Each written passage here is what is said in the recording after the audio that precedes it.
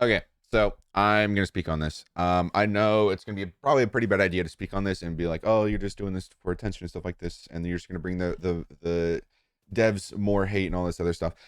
Whatever. Okay. I'm going to speak on this anyways because I have a lot to say and I need to be able to rant somewhere, and this is where I can do it. If you don't know, Unpredictable FPS was just banned for 3 months for giving out codes, or not giving out codes, but uh giving out the Opera GX bundle by going through and redeeming it for other people in an incognito tab.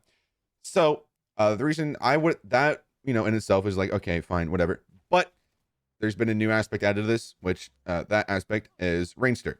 Rainster has made a video on this, and it caused a lot of controversy as well. I was watching his stream just now, and he said a few things that confused me, and I want to clear this up.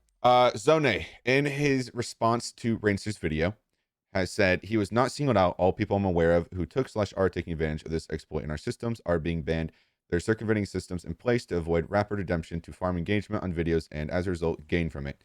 That is not something we'll tolerate and we'll take action accordingly. I want you to take note of their circumventing systems in place to avoid rapid redemption, because Rainster goes on and also reads Zone's message here next by saying YouTubers profiting off of bypassing internal systems and abusing unintentional behavior, however, is something we will never tolerate.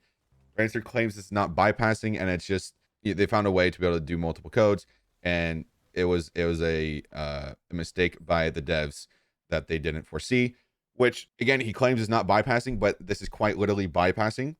You're actively going into an incognito tab to be able to do this. This is not something you can do by not going to incognito tab. This is something you can do to rapidly redeem things and redeem multiple things for other people, which is not something you're supposed to be able to do. That was quite literally and quite clearly not the case, but you're doing it anyways.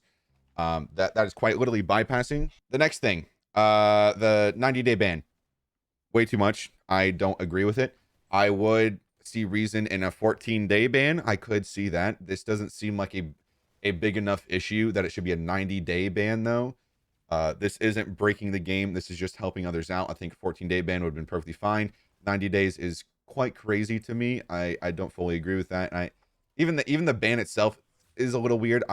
But if they do feel the need to ban 14 days, probably would have been the best bet here because they have done 14-day bans. Bringing up saying that he's using this for profiting, I also don't really think that. I don't think FPS did this to profit, really. I think he did it more to help. Obviously, it was a video that was probably monetized, I'm assuming, and there was money coming from it, but he's not making that much money off of it to where it's like, oh, I'm gonna do this and then I'm gonna make a whole bunch of money off of this.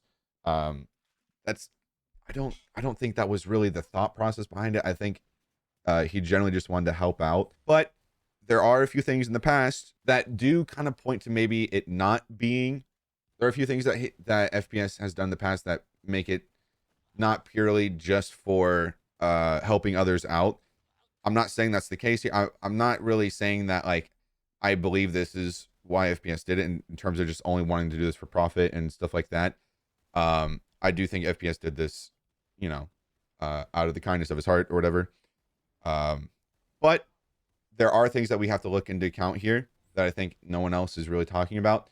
Again, he did lose Orange Team already. He's already lost Orange Team for making a video on an exploit and then claiming it was to help the Arsenal devs out and such on, which that's probably one of the worst ways to be able to get the devs' attention about an exploit in the game.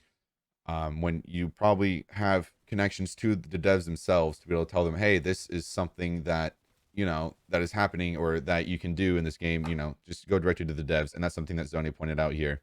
I think it gives some credibility towards a ban because this is kind of like this is like a multiple time situation where he's doing something like this. The next thing is FPS was removed from Orange Team, the content creator team, and then for months after he was removed, he still made videos with footage of him having Orange Team, which to me, when I saw that constantly happening, it was a little weird to me. I kind of was like, okay, I feel like he's trying to milk him having Orange Team a little bit too much here.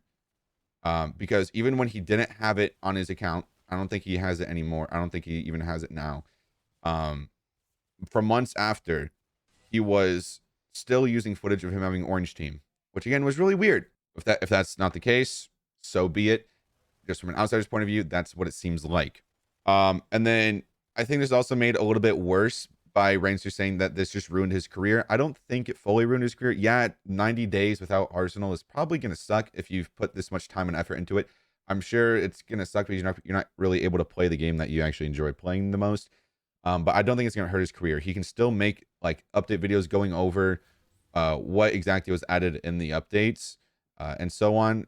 He just can't really, he still has a backup of footage because if he went months after not having Orange Team and still uploading footage of him having Orange Team, I'm sure he's got backups of footage that he can use to just have as a background video while he's explaining something or explaining like an update to the game or any news from the game. I don't think this entirely hurt his career.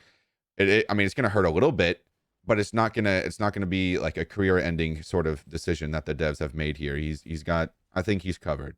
I do want to emphasize this. I respect FPS a lot. I do have a lot of respect for him. He does provide a lot of attention, brings a lot of attention to the game that I love playing, and he also grinds his ass off to make videos for us because he uploads basically daily, which is something I can never do. I'm gonna be honest with you.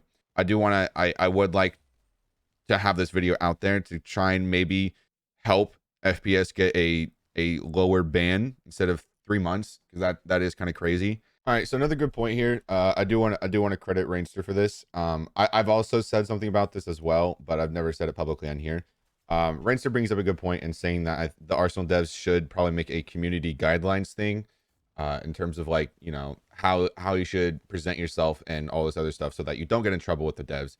I think a lot of it is just common sense. Obviously, don't try and produce game-breaking stuff like exploits and stuff like that. I think a lot of it is very common sense, but I also think it's a good reminder to also just be able to understand what exactly they're looking for in a content creator and be able to understand their rules and regulations, so you can kind of check that off before uploading a video. You can kind of like look at it, make sure you're not breaking any of the rules that they expect.